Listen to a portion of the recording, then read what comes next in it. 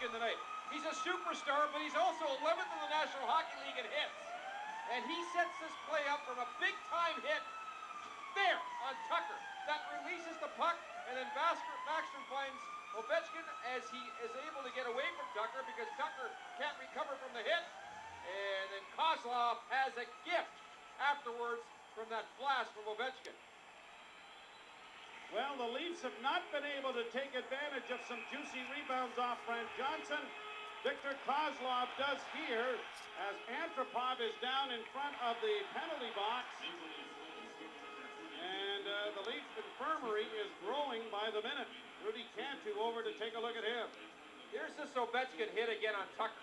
He nails him into the boards and then bounces right off him, and that puts him in a good position. Staging can't get back. There's the one chance, one timer, and then right afterwards, Kozlov goes to the net. And here's Antropov going in. Oh man, head first from Erskine. That is a dirty hit, period. It'll be interesting to see what the referees call here, Bob. Well, I know. I mean, that's like last night. You can see the player's name right in front of your face, and there's no need for plays like that. It's going to happen. They're going to end up one of these days with a player end up paralyzed in a position like that, and that's just a dangerous play right there. I can't believe it's only 2 minutes. I mean, there's no reason for that play. Antropov is in a position where he can't defend himself. Reaching for the puck. Oh, boy. And he doesn't even know he doesn't even know Erskine's there. 5:38 the time of the penalty. The Leafs on the power play, and a shot by Blake goes off a stick and into the screen and out of play. Antropov being worked on there by Rudy Cantu, and this was last night when Ponikarovsky went nose first in and injured his shoulder, and here's the one from tonight. Wow.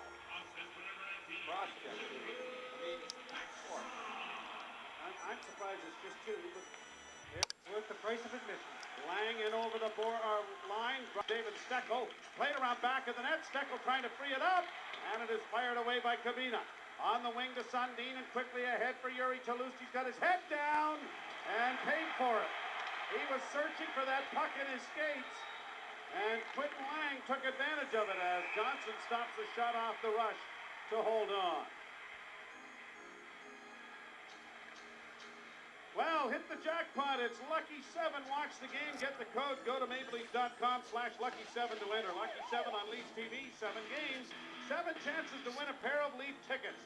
Tonight's code is K15. Contest rules available at mapleleafs.com. Maple Leafs in the counterattack after Tlusty took the checks to make the play. And the Leafs turn it up in a hurry. Jason Blake goes for the net with another shot. That goes into the crowd. And you know what I like about that play about Yuri Tlusty right there, guys? He knows he's going to get hit. He sees the defenseman bearing down on him, but he knows he doesn't want to turn that puck over in the neutral zone. And he gets the puck to Sundin, to Blake, and they get the opportunity to try and tie the hockey game. And then he dusts his pants off after getting flattened. So, yeah, you're right. It takes a little bit of courage in this sport to know that you're going to get hit. You still have to make the play. And those that can do it are here in this league, and those that can't are playing elsewhere. Conference. Paul, would you think that your club played well enough to win that hockey game if shots on goal and territory, any indication? A bit of a flip-flop from last night. I thought they were better than we were last night, and they won. I thought we were better than they were tonight, and they did. I thought their goalie made some really big saves and made a great save on Jason in the second period, and we really didn't give up a whole lot in that game, but you know, we're pressing a little bit, lost some guys, and so the effort was fine for the kind of game it was. Yeah. Physically, it was punishing, wasn't it? Well, it was. There was a lot of banging going on out there, and we lost Steen early in the game, and then Boyce late in the game. So, well, not too late, early in the third and late in the second. So, you know, we got to run in a real short bench there. Not nearly as bad as Pony, but it's not a day-to-day thing. It's more than he won't be playing first game back after the All-Star break.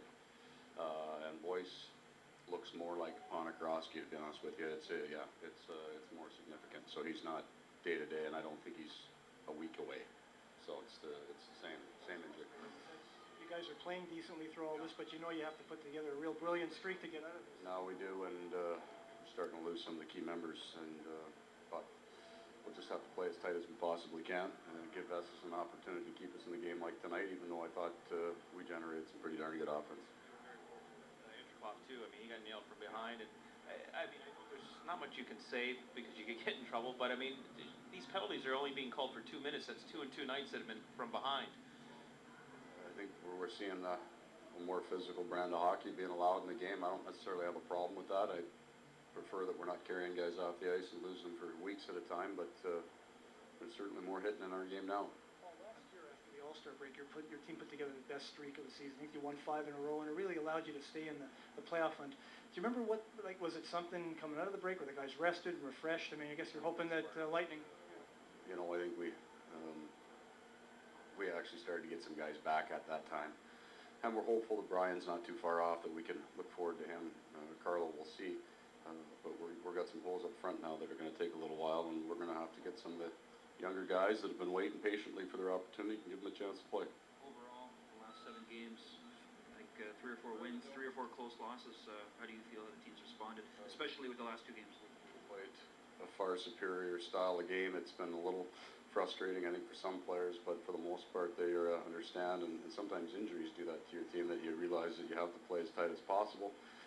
We're on the defensive side of the puck a whole lot more. We're not having the turnovers that lead to 2-on-1s and 3-on-1s nearly as much, and if we're getting beat, sometimes we're getting beat on size or skill out of corners and on power plays. So, top of your head, I know you have Beeler who can go in up front, but is there anybody down there who would be a prime candidate to come up if you need a body? Yeah, you know what, I'm going to let, I think Jeff Jackson's probably got the best beat on that, and Greg Gilbert, those 2 guys. I mean, you don't get to see them every day. They've had some injuries too. I mean, Crony got hurt, and then Muir got hurt, so they had some injuries on their back end that probably kept some guys from coming up earlier. But I think they have a number of guys. When you have a season like they're having, there's a number of guys who are playing very, very well. And we've seen Newberry and Andrews and Robbie Earls playing very well down there. So there's some players that at least are going to come up with some confidence. From where they were Thanksgiving Day, it's almost First time we played them, so we don't see much different of a hockey club. They're like everybody else. They play a pretty tight game, but they've got some real big weapons up front, and their goaler was the difference, as it is most nights tonight. a bit of an inspiration that you're never out of it. I mean, from where they were. Look at Atlantis, I think, still ahead of them, so it's a battle. Do you think Steve Eminger should have even been in tonight's game, given his hit on Ponikarovsky last night? Listen, I think that it's a significant enough issue that the league will handle it. There's nothing worse than coaches calling out every hit in the league because they didn't like it because their guy got hurt, At the same time, we've got to protect our players a little bit, but the league will handle it fine. Nick, okay? Yeah. I mean, He as far as we came back, but as far as we know. He looked pretty, like he's working his neck quite a bit. Yeah. Well, those things usually you get a better indication tomorrow than today. So not good.